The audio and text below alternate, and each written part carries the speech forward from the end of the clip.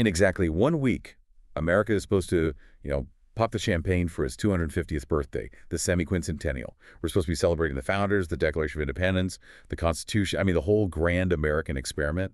Hmm. But instead of throwing a parade, our sources today show a staggering 77% of the country is experiencing what sociologists are calling a civilizational disappointment. They basically believe the founders will be looking at the nation right now and just shaking their heads. Yeah, which is just an incredible statistic to grapple with. I mean, when more than three-quarters of a population fundamentally believes the core project of their nation has run off the rails, you are no longer dealing with standard political friction. You're dealing with a profound structural disillusionment. Right. And that disillusionment isn't just sitting idle, it's actually being harnessed. So welcome to today's deep dive. Our mission is to really trace the narrative arc of modern radical activism. We're going to explore how this movement transitions from its very raw core grievances in mid-2026 all the way to its stated real-world objectives for actually governing. Exactly. And to do that, we have to look at the internal logic driving this trajectory, because it is moving from the streets to the ballot box, and understanding the mechanics of how it gets there is crucial, honestly, regardless of where you sit on the political spectrum. Right. And we are working through a massive stack of sources today to build this picture. We're pulling from macroeconomic audits and Gallup and Pew polling data from this very moment, mid-2026. We're looking at primary-leaning communications from various activist factions. Groups like the Democratic Socialists of America, Antifa networks, and intersectional feminist organizations. Exactly. We also have a brilliant transcript of cultural theorist Catherine Liu's critique on what she calls the professional managerial class. We've got deep analyses on the current legitimacy recession and the rise of municipal socialism. And kind of framing all of this, we have the National Archives transcripts of America's founding documents. It's a dense, comprehensive stack, for sure, and it requires us to really separate the noise from the actual machinery of these movements. Which brings me to a critical rule for our deep dive today. I need to make this crystal clear to you, the listener, before we take another step. The sources we're exploring contain highly politically charged content. They represent really intense perspectives from both the left wing and the right wing. Right. Very intense. Yeah, so I want to firmly clarify that neither of us here is taking sides. We are not endorsing any of these viewpoints, and we are certainly not validating the tactics of any of these movements. Our mission today is strictly to impartially report on the content provided to us. We're just here to help you understand the internal logic, the arguments, and the ideas contained in the original source material. We're looking at the engine to see how it works. We are not telling you if you should buy the car. And that is the only way to analyze this effectively, because if you strip away the judgment and just look at the raw mechanics of cause and effect, the picture of 2026 becomes incredibly clear. And to understand the objectives of this modern radical activism, we have to start with the environment that is validating their anger. Right, the catalyst. Exactly. We have to step inside the extreme economic pressure cooker of mid-2026. Let's turn up the heat on that pressure cooker then, because the sources point to a specific condition defining the U.S. right now. They call it a legitimacy recession. Now, if you're listening to this and wondering what that actually means on a Tuesday afternoon, it's not about an institution completely shutting down. It's a psychological metric. Right. It means that the public's trust in national institutions, the courts, the media, Congress, is degrading much faster than those institutions are actually failing on a mechanical level. People just don't believe the referees are fair anymore. The mechanism there is fascinating. It's like a sporting event. If a referee makes a bad call, fans get angry, but they keep watching the game because they still believe in the rules of the sport. Yeah, but a legitimacy recession is when the fans conclude the referee was bribed, the scoreboard is rigged, and the league itself is corrupt. At that point, the outcome of the game loses all meaning. Oh, wow. And you see this quantified in the April 2026 Gallup poll. Congress's approval rating tied a record low of 10%, with an 86% disapproval rating. Just think about that. 9 out of 10 people think the primary legislative body of the country is failing. When you operate in an environment where 86% of the country disapproves of the lawmakers, the baseline assumption for any new law or policy is just pure suspicion. The shared belief in the system's ability to arbitrate conflict fairly has just evaporated. It has. And what poured literal gasoline on that low-trust fire was an actual fuel crisis. The sources make it very clear you cannot separate the political radicalization of 2026 from the exogenous shock of the Iran war. So the war is basically the load-bearing variable for the entire year's economic misery. On February 28, 2026, the U.S. and Israel engaged in military strikes against Iranian officials, which, immediately escalated into a broader regional conflict. And the immediate consequence of that was Iran disrupting the Strait of Hormuz. Let's pause there and explain why that specific piece of geography matters so much to the person listening right now who might just be trying to commute to work. Sure, well, the Strait of Hormuz is a massive bottleneck for the global energy supply chain. When a conflict disrupts shipping lanes there, oil tankers just cannot get through safely. The global supply of oil artificially constricts overnight. But the global demand for oil, people needing to drive to work, factories needing to run, planes needing to fly, that stays exactly the same. Exactly, and that imbalance sends a shockwave through the pricing mechanism. And the ripple effect was just brutal. Gasoline surged more than $1 per gallon above pre-war levels almost instantly. Yeah. Moody's estimated that this specific conflict cost U.S. families approximately $100 billion in energy spikes alone. I mean, $100 billion siphoned directly out of the domestic economy and just burned at the pump. You can see the bleeding in the macroeconomic audits from May 2026. The headline Consumer Price Index, the CPI, which measures inflation, hit 4.2% year over year. But when you dig into the subcategories, the energy index was up 23.5%. Wow, 23.5%. That is a devastating systemic cost increase because energy is an input cost for literally everything else. Right, groceries get more expensive because the trucks delivering them burn more expensive diesel. And I'm looking at the University of Michigan Sentiment Index from that same period, and it hit a record low of 44.8. To put that number into perspective for the listener, that is apocalyptic consumer confidence. It really is. It reflects a public that feels totally suffocated by the daily cost of just staying alive. And while the sources note a ceasefire framework was signed on June 17, which, created a tiny, fragile economic rebound, pushing the Michigan index up to 49.5, that relief appears entirely illusory. Because as of late June, the ceasefire is already fraying. The U.S. has resumed strikes after a drone hit a cargo ship, and that baseline anxiety has completely returned. This brings us to a phrase that keeps popping up in the economic audits: the K-shaped economy. I really want to unpack this because it explains the extreme polarization perfectly. A K-shaped recovery, or economy, basically means the pain is not distributed evenly. The letter K is a perfect visual for this. You have a single starting point, and then the lines diverge drastically. The top arm of the K points upward. The affluent, the upper middle class, the people with robust stock portfolios, they absorb these price shocks. Right, they might complain at dinner parties about how much it costs to fill up their SUV, but they aren't skipping meals. Exactly. But the bottom arm of the K plunges downward. For lower-income workers, non-college educated women, younger adults, this economy is a meat grinder.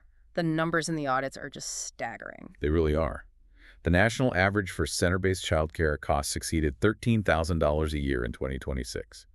If you're a dual-income working-class household, one of those paychecks is almost entirely vaporized just so someone can watch your child while you work. And then layer that utility shock on top of it. Residential electricity rates rose to an average of 17.65 cents per kilowatt hour. That's a 7.4% year-over-year increase. You're paying significantly more just to keep the lights on and the refrigerator running. Right. And if you harbor any dreams of buying a home to build equity, the 30-year fixed mortgage rate is sitting at around 6.49%. So you're squeezed by childcare, you're squeezed by the power company, and the housing market has slammed the door in your face and locked it. Now, if you're the listener, you might be wondering, where is the government? Where is the Federal Reserve? Isn't their entire job to fix this? Right, but this is where the mechanics of monetary policy clash violently with the reality of an energy shock. The Fed is completely boxed in. Well, the Federal Reserve operates on a dual mandate, right? Keep prices stable and maximize employment. But the new Fed chair, Kevin Warsh, took over in June 2026 and found himself facing just an impossible math problem. The 4.2% inflation was unacceptably high. The market was desperately hoping he would cut interest rates to provide some relief on mortgages and credit cards. But instead, he used his very first meeting to signal potential rate hikes. Yeah, he executed a massive hawkish pivot. Warsh signaled that defeating inflation was the absolute priority.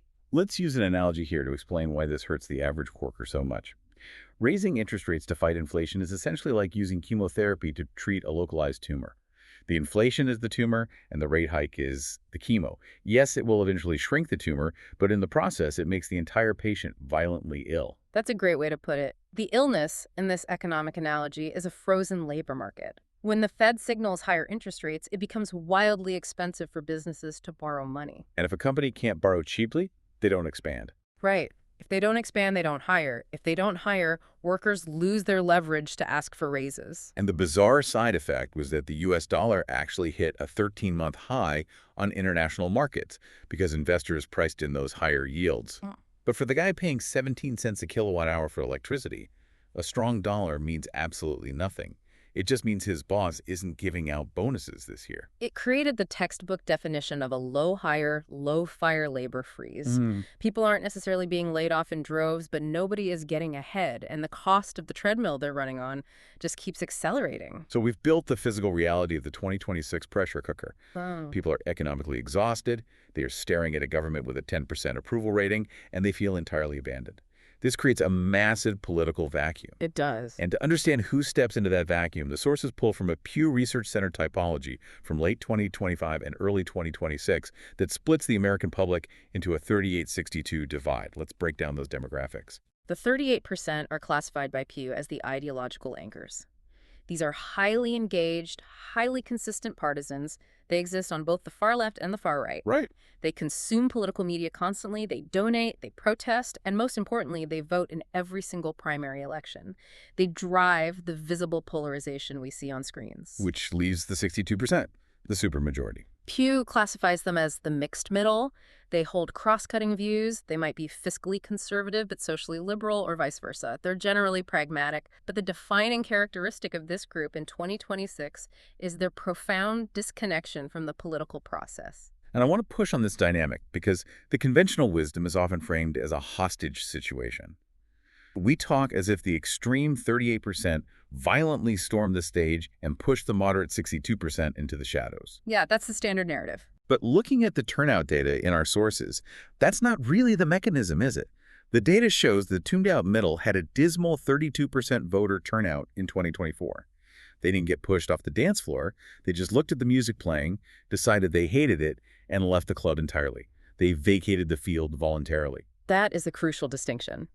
The ideological anchors aren't necessarily the ones passing legislation or signing executive orders, but because the mixed middle has disengaged, the entire incentive structure for the political class, the consultants, the campaign managers, the sitting legislators, it shifts exclusively to the people who are still in the room.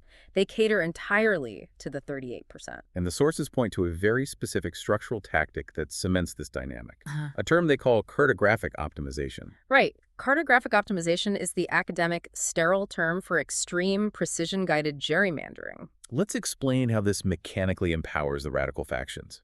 Because gerrymandering isn't just drawing funny-shaped districts. It is the deliberate engineering of a foregone conclusion. Imagine a state legislature using advanced mapping software to draw a congressional district in Texas or California. They pack as many voters of one party into that district as mathematically possible. They design a district that is guaranteed to vote 75% for the Republican or 75% for the Democrat in the general election. Which means the general election in November is completely irrelevant. The winner was decided the moment the map was drawn. Precisely. If you are a politician in one of those districts, your only threat is losing your party's primary election in the spring. And who votes in primaries? The ideological anchors. The 38%. Right. So if I'm a sitting representative, I have zero incentive to persuade a moderate swing voter because the swing voter doesn't matter to my job security. My only imperative is to prove to the most radical, activated base of my party that I am as extreme as they are so they don't vote for my primary challenger. This structural reality, combined with the epistemic closure of modern media ecosystems, where people only consume information that validates their pre-existing anger, it allows the most intense voices to completely monopolize the national narrative. The vacuum left by the middle is filled by the extremes because the system has been engineered to reward them. Okay, let's connect the dots here. We have a system viewed as economically punishing childcare through the roof, gas prices spiked by foreign war. We have an institutional framework that is unresponsive, sitting at a 10% approval rating because it's insulated by cartographic optimization. It's the perfect petri dish for radicalization. Exactly. So let's look at this specific activist currents stepping into this massive void on the left. Who exactly makes up this coalition in 2026, and what are their specific stated grievances? The sources identify a very specific interlocking coalition that is driving this new wave of activism. The first thing to understand is that they are not a monolith. There is no central committee, no single leader giving orders. But they share a profound systemic diagnosis of America's problems. Let's map out the primary factions, starting with the Antifa networks. The anti-fascist networks. And the intelligence audits are careful to note this isn't an organization with a headquarters or a membership roster. You can't pay monthly dues to Antifa. It is highly decentralized. It operates more as a tactic and an orientation. Yeah, they are often comprised of anarchist or communist-leaning affinity groups. Their core stated grievance is fascism. However, their definition of fascism is much broader than the historical 1930s European context. How do they define it? They define fascism to include right-wing political movements, the inherent structure of capitalism itself, and crucially, the police and state authority. They view the entire U.S. government apparatus and its legal system as inherently oppressive tools designed to protect capital and white supremacy with violence. And the mechanism they use to address this grievance is where it becomes highly controversial, because they focus heavily on direct action. Direct action, in this context, bypasses traditional political lobbying. It often includes property damage, doxing corporate or political targets, and physical disruption of events. But the internal logic they use to justify these actions is what we really need to understand. They don't frame breaking a bank window or clashing with police as aggression. They frame it as self-defense. In their view, if the state is inherently violent and liberal democracy is just a facade masking authoritarian exploitation, then playing by the rules of that democracy is not just pointless, it is complicit. Right. They argue that physical disruption is a necessary defensive mechanism against an existential threat to marginalized communities. This moves us to the second major faction highlighted in the primary sources: pro-Palestine and LGBTQ+ organizations, groups operating under banners like Queers for Palestine. Now, if you were listening to this and you spent time in mainstream political circles, you might immediately see what looks like a glaring contradiction. Yeah, critics constantly point out the tension here. Exactly. Given the often abysmal track record on LGBTQ+ rights in many Middle Eastern governance structures, how does the activist coalition reconcile that? The internal logic of the activists completely rejects the premise of that critique. They view the critics as fundamentally missing the point through an imperialist lens. They focus heavily on a concept called pinkwashing. Let's define pinkwashing, because that term does heavy lifting in these source documents. Pinkwashing is the accusation that a state or a corporation highlights its tolerance for LGBTQ individuals, specifically to deflect attention or criticism away from its broader human rights abuses or military actions. Oh, I see. So in this context, the activists argue that Israel uses its relatively progressive LGBTQ laws as a shield to distract the international community from its treatment of Palestinians. So the activists are arguing that the Israel-Gaza conflict must be viewed strictly through a settler colonial lens. The argument is based on a hierarchy of survival needs. The activists acknowledge that homophobia might exist in Allied spaces or within Palestinian territories. However, they argue that basic human survival, the need for food, water, and shelter against bombardment, that must supersede internal cultural differences. It's the logic that you cannot fight for marriage equality or gender-affirming care if the population you're fighting for is actively being bombed or starved. Exactly. They view queer oppression in the West and Palestinian oppression in the Middle East as inextricably linked underneath the massive umbrella of Western imperialism. Which flows seamlessly into the third faction, the intersectional feminists. These groups draw heavily on academic frameworks to argue that societal problems are not additive. Additive meaning you have a racism problem over here in this box and a sexism problem over there in that box, and you try to solve them separately. Exactly the opposite of that. They argue that patriarchy, racism, classism, and even climate change impacts are mutually reinforcing systems. They compound. Give me a tangible example of how that compounding works in their framework. Sure. So if you are a wealthy white woman, you might experience sexism in a corporate boardroom. If you are a working-class white man, you might experience class exploitation on a factory floor. Right. But if you are a poor, disabled, indigenous woman, you are not just experiencing those three things added together. The systems of poverty, ableism, racism, and sexism interact to create a unique exponentially worse form of marginalization. I see. Therefore, the intersectional feminists argue you cannot dismantle the patriarchy without simultaneously dismantling the capitalist structure that relies on cheap, marginalized labor. And that focus on the capitalist structure brings us to the final major faction in this coalition, the Democratic Socialists, the DSA-aligned currents. Out of all the groups we're discussing, these are the most electorally focused. They're the ones actually running for city council and Congress. Their core foundational grievance is capitalism itself. They argue that the profit motive is fundamentally incompatible with human flourishing.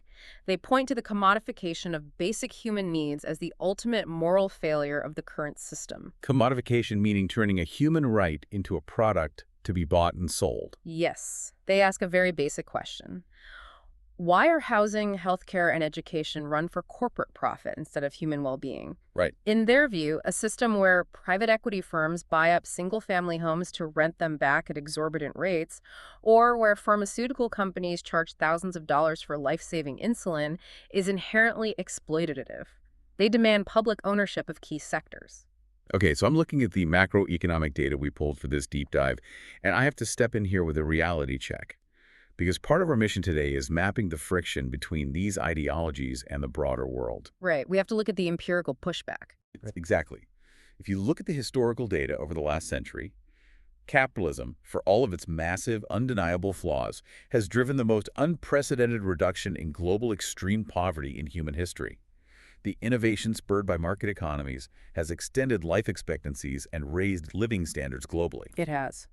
Furthermore, when these groups demand the abolition of police or prisons, the Gallup polling from the very marginalized neighborhoods they claim to advocate for often shows residents asking for more police presence, not less, to deal with violent crime.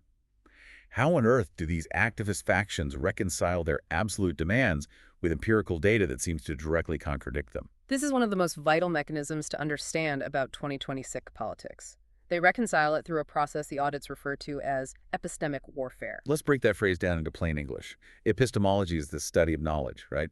How we know what is true. Exactly. So epistemic warfare is a battle over the definition of truth itself.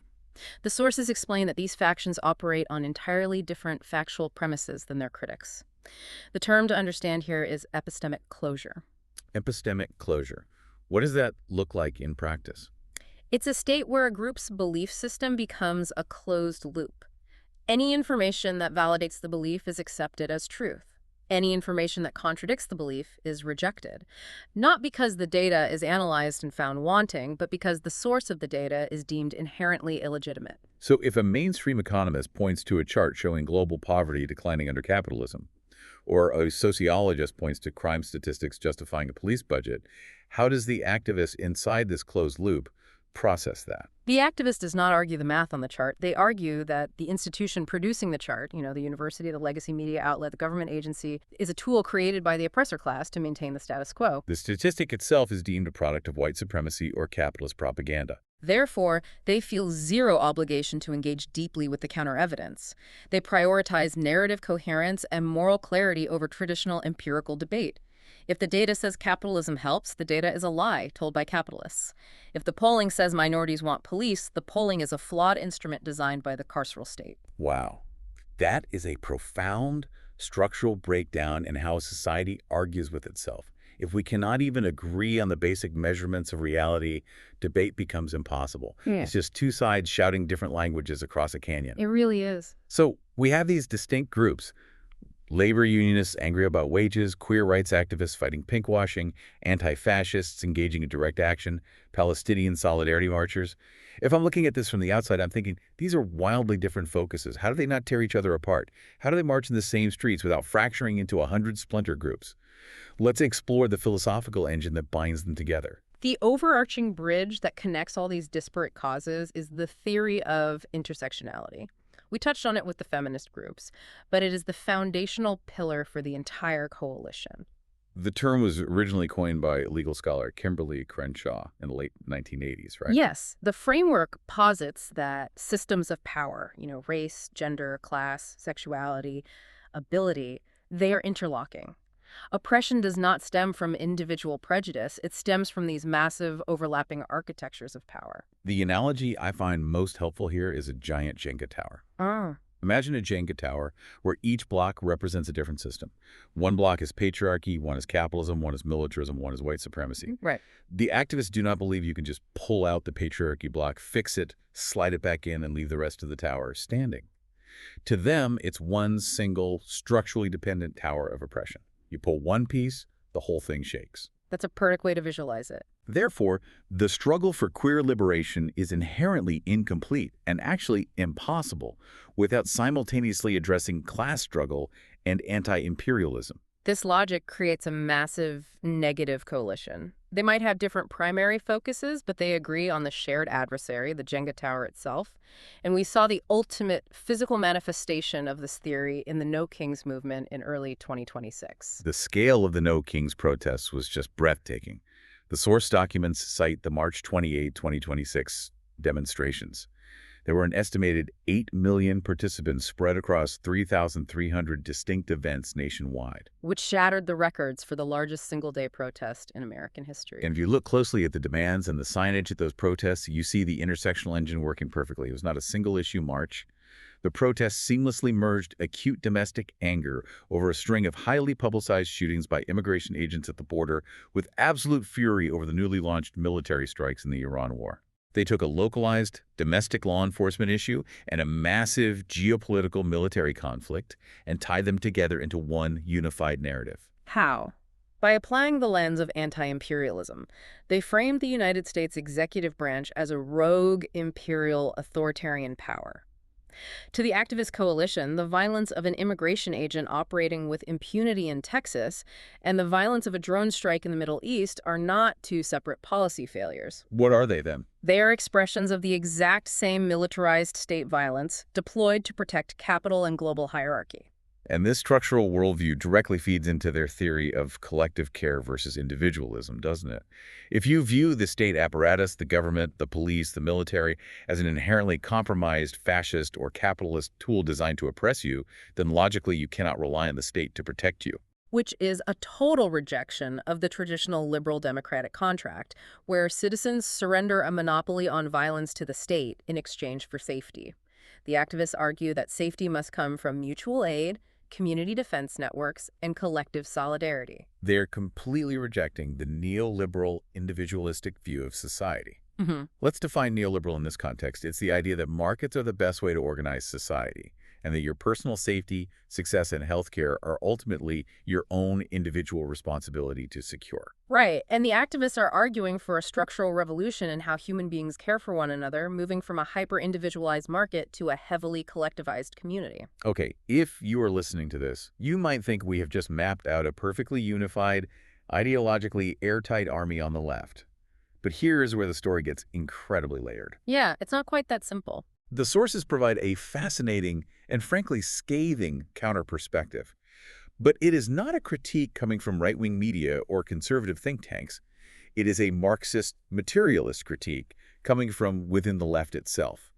We are looking at a transcript of cultural theorist Catherine Liu's critique on how elite liberals have essentially hijacked these working-class struggles. Catherine Liu's analysis is a surgical strike against what she defines as the professional managerial class, or the PMC. Let's define the PMC. Who exactly are we talking about here? According to Liu's framework, the PMC makes up roughly 25% of the modern workforce. These are your college-educated elites.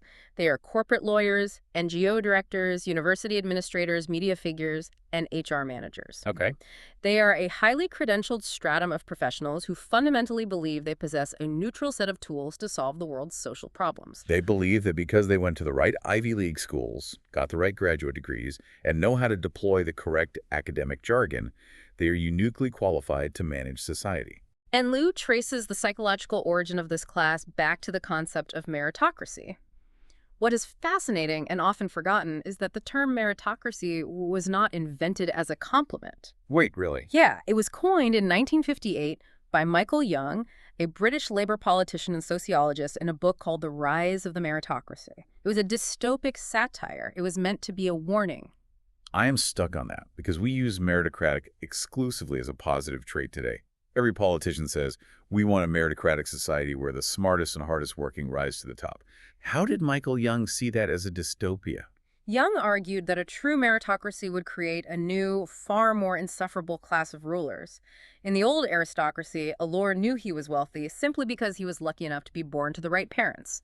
There was at least a theoretical capacity for humility. Right. But in a meritocracy, the people who score the highest on standardized tests and get into the elite universities genuinely believe they earned and deserve their wealth and power due to their innate superiority. Oh, wow. So their power feels morally justified by their intelligence. Consequently, Liu argues, the modern PMC looks down on the traditional working class, the 65% of Americans without college degrees, as the literal losers of the meritocratic system. The PMC views the working class as existentially deserving of their lower economic status and their shorter lifespans because they simply didn't succeed in the educational sorting mechanism. That is an incredibly brutal psychological dynamic. And Liu's core argument is that this PMC has entirely co-opted the political left.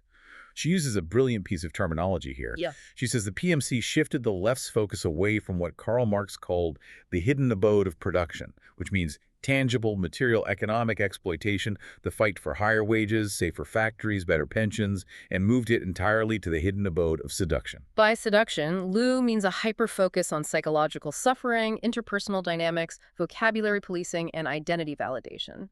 The PMC, because they are already materially comfortable, has transformed trauma into a form of cultural currency. The phrase from the transcript that stopped me cold was the gentrification of pain. It is a devastating concept. Liu argues that trauma has been weaponized as a brand-building tool for elites. She points to politicians and celebrities. She specifically cites figures like Prince Harry and Alexandria Ocasio-Cortez in the source material, who leverage their personal psychological traumas, broadcasting them on podcasts or social media to authenticate themselves as virtuous, enlightened, and relatable people. She is basically accusing them of strip mining their own trauma to burnish their public relations brands while ignoring the actual material suffering of the working class. Exactly. And Liu brings up this striking, almost tragic visual to describe modern progressive culture. She says, because of this obsession with individual trauma and performative empathy, we've become like disco balls, just reflecting off each other in a hall of mirrors saying, I feel seen, but never building actual class solidarity. It's a profound critique of our modern confessional culture. I want to dig into the philosophical roots of this, because the sources mentioned she draws on philosophers like Levinas to explain this behavior. Emmanuel Levinas wrote extensively about our ethical obligation to the other, the person outside of ourselves. How does Liu use Levinas to critique the PMC? Liu argues the PMC has bastardized Levinas. In Levinas's philosophy, encountering the face of the other demands a profound, almost paralyzing ethical responsibility. But Liu argues the PMC doesn't want to actually share power or wealth with the marginalized other. They just want to engage in what she calls an over-identification with traumatic material. So instead of a labor union saying, you are a worker, I as a worker, let's join forces and strike for better pay, the PMC says, I see your trauma, I witness your suffering, I validate your lived experience. Yes. They replace material politics with interpersonal therapy. Right. If a movement's highest goal is simply to witness suffering, it conveniently bypasses the actual dangerous labor of organizing for wealth redistribution. The PMC positions itself as the agent of cure for the marginalized. And that ensures the PMC always remains in the position of power, the savior, while reducing working-class people to passive victims who require elite management rather than skilled agents who simply require fair compensation. Which leads directly to Liu's final crucial point, the de-skilling of labor. Because the PMC values academic credentials and the correct articulation of trauma above all else, they actively devalue the vital physical skills of the working class. He uses the example of immigrant care workers, the people physically washing, feeding, and caring for the elderly or young children.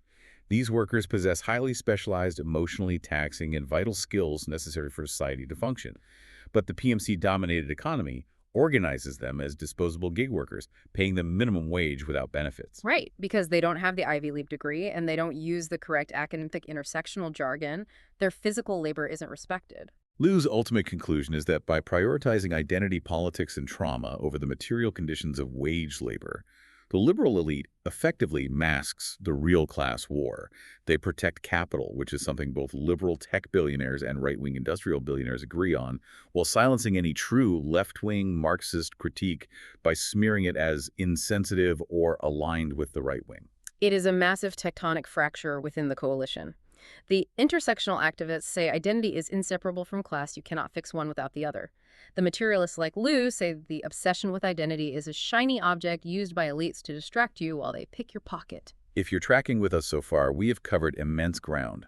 We mapped the 2026 economic pressure cooker. We explored the specific grievances of the activist factions. We decoded the intersectional engine holding them together, and we just navigated the fierce internal Marxist critique tearing at the themes of that coalition. Right, it's a lot to process. It is. Now, we have to look at the application. What happens when this theoretical activism steps out of the university, steps off the protest street, and actually wins institutional power? How do they govern? This brings us to a highly pragmatic, on-the-ground reality documented extensively in our sources: the rise of municipal socialism. Yes, the deep dive into the cities. Sure. Because while the national approval rating for Congress is stuck at 10% and the federal government is paralyzed by gridlock, at the local level, a very specific brand of radical politics is taking over the machinery of government. The sources point to New York City in 2025 and 2026 as the ultimate proof-of-concept laboratory for this movement. In high-cost urban centers, the conventional democratic establishment promise of competent technocratic management has completely lost credibility with the electorate. Let's define technocratic management for the listener. It's the idea that city government should be run like a highly efficient corporation by experts. It's the ideology of we will bring in consultants, optimize the tax code, incentivize real estate developers, and the rising tide will lift all boats. But the voters in these cities are looking at the results of that technocratic management and seeing total failure. Rent is completely unaffordable, the transit system is crumbling, and the homelessness crisis is highly visible and seemingly permanent. Right. So when candidates aligned with the Democratic Socialists of America come in, they don't offer to tweak the tax code. They offer a clear, radical alternative to the system itself, and they find a very receptive audience, particularly in the low-turnout Democratic primaries that decide these local elections. The poster child for this successful transition from activism to governance in our sources is Mayor Zohran Mamdani. He won the 2025 ranked choice mayoral election in New York City, capturing 56% of the vote in the final round, and took office at the beginning of 2026. And the DSA didn't just win the mayoralty, the momentum carried over. In June 2026, DSA-aligned candidates swept several major Democratic House primaries in New York City, unseating powerful sitting incumbents. But what is critical for our analysis is how they are governing once they get the keys to the city. This isn't the high-minded academic rhetoric of abolishing the capitalist state that you hear in the activist manifestos or see on the protest signs. Right. Mayor Mamdani isn't ordering the NYPD to march down to Wall Street and seize the means of production from the investment banks. No. He is practicing a strategy that the sources delightfully refer to as pothole socialism. Pothole socialism. It is such a brilliant term. Yeah. Because it brings this lofty ideology right down to the sticky asphalt of a city street. It is an echo of an older, highly successful political tradition from the early 20th century called sewer socialism, popularized in places like Milwaukee. The focus strips away the international geopolitical grievances and zeroes in entirely on material municipal failure. Okay, so give me the specifics. How does pothole socialism operate? Well, Mamdani's agenda includes establishing city-owned grocery stores to combat food deserts and price gouging in low-income zip codes. It involves drastically expanding tenant power and implementing severe rent controls. It pushes for fare-free public transit. Right. And perhaps most famously in the 2025 campaign, it focused heavily on the containerization of trash. Containerizing trash. It is so wildly practical, it almost sounds boring. You go from a theoretical, university-level critique of Western imperialism and the patriarchy to trying to figure out the supply chain logistics of getting rab-proof garbage bins onto the sidewalks of Manhattan. And that pivot is exactly why the political strategy is working. In a city where affordability and quality of life are the primary agonizing pain points for voters, a message that the government should directly provide for citizens and physically disciplined corporate markets holds immense appeal. It's not just campus ideology anymore. It is the translation of radical economic grievances into tangible, desperately needed municipal services. Exactly, and it was particularly effective with the demographics feeling that K-shaped economy the hardest. The sources note that the NYC mayoral race saw a 28% youth turnout. For a municipal election, that is a massive, unprecedented spike. Because to that younger generation, the word socialism doesn't conjure up images of Cold War breadlines or authoritarian regimes. Mm-hmm. They didn't live through that. To them, socialism simply means affordable housing, a functioning subway, and healthcare that doesn't bankrupt you. Right. But I want to introduce some heavy pushback here, drawing on the governing constraints highlighted in our macroeconomic audits. Because the leap from activist to administrator is notoriously treacherous. Very much so. Winning a low-turnout Democratic primary with a highly motivated activist base is one thing. But running a massive, complex organism like New York City means you have to deal with structural realities that don't care about your ideology. Yeah. You have to deal with the municipal bond markets. Which is the ultimate constraint on municipal radicalism. Let's explain how the bond market holds a mayor hostage.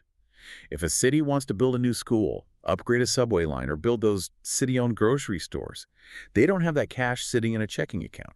They have to borrow it by issuing municipal bonds. Exactly. If Wall Street credit rating agencies, like Moody's or S&P, look at the DSA's policies and decide the city is becoming fiscally unstable or hostile to the businesses that pay the tax base, they will downgrade the city's credit rating. And if your credit rating drops, the interest rate you have to pay to borrow money skyrockets. Suddenly, a new subway line costs twice as much, and the city budget breaks. Exactly. You also have to deal with state law, which often legally supersedes city law. You have to navigate the Byzantine dysfunction of city procurement, negotiate with incredibly powerful police and sanitation unions, and constantly manage the very real threat of your corporate tax base physically packing up and relocating to Florida or Texas if they feel overregulated.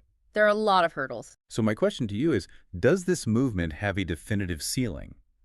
Can pothole socialism exist outside of dense, deep blue cities where the Democratic primary is the only election that actually matters? The sources are very clear that this movement faces severe risks and a very hard national ceiling. The first existential risk is the trap of overpromising.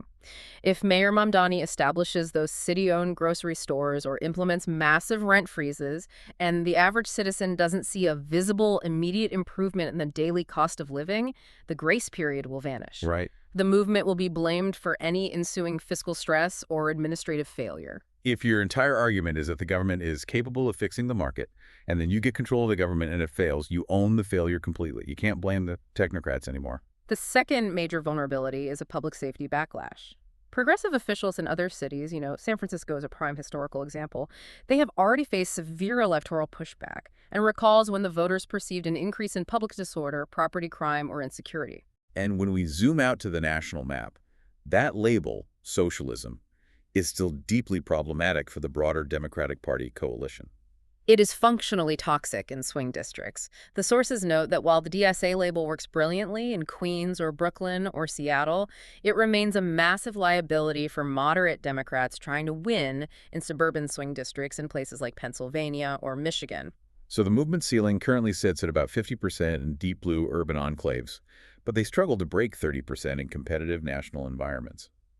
The decisive test for municipal socialism in 2026 is no longer if they can win more primaries.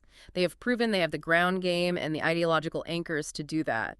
The true test is if they can govern a major city effectively without triggering a municipal fiscal crisis or a middle-class exodus. Is the brutal transition from writing the theory to fixing the plumbing, which is historically where every revolutionary political movement faces its hardest test. Well, let's take a breath and step back to look at the immense journey we've taken today. We set out to trace the narrative arc of modern radical activism in mid-2026. Right.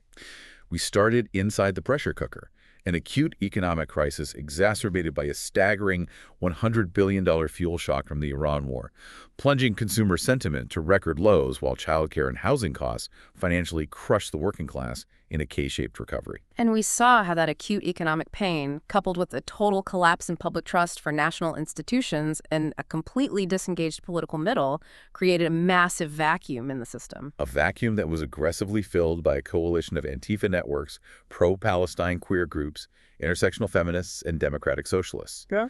We unpack the intersectional engine that unites them, their foundational belief that capitalism, imperialism, and patriarchy are a single interlocking Jenga tower of oppression that must be dismantled globally and domestically. But we also explored the fierce structural internal critique from thinkers like Catherine Liu.